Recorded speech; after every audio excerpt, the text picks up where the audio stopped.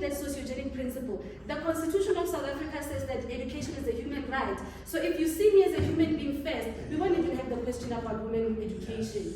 We will have the question about education in general.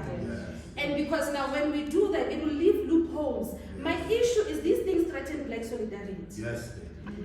So because now, upper class mobility has its own issues as well.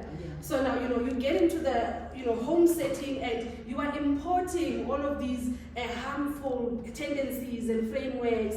But what I remember that interview between Nikki Giovanni and James Baldwin.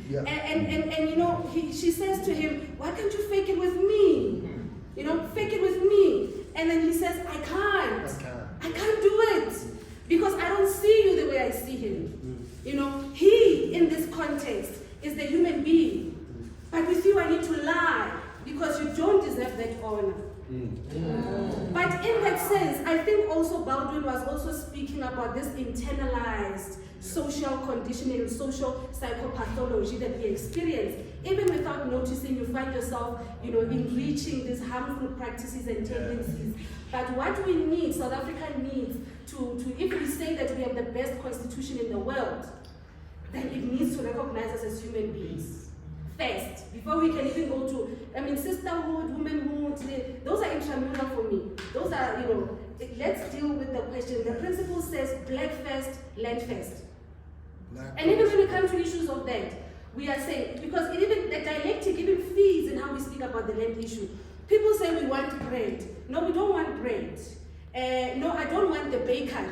No, I don't want the wheat. I want the land. Yes. So that reverse negation.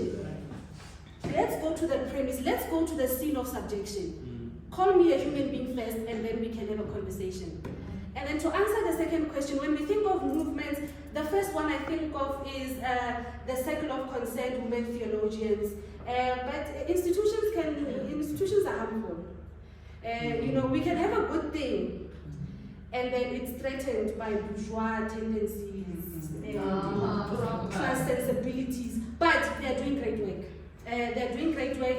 And we have other movements on the ground. But because of my ideological posture, I can only think Khulani himself is the president of a movement. And within that movement as well, they teach us this, that we are human beings first. So to be honest with you, I am not really active in feminist spaces. I am more involved in Black consciousness, Pan-African spaces. And within that, we deal with the question of gender.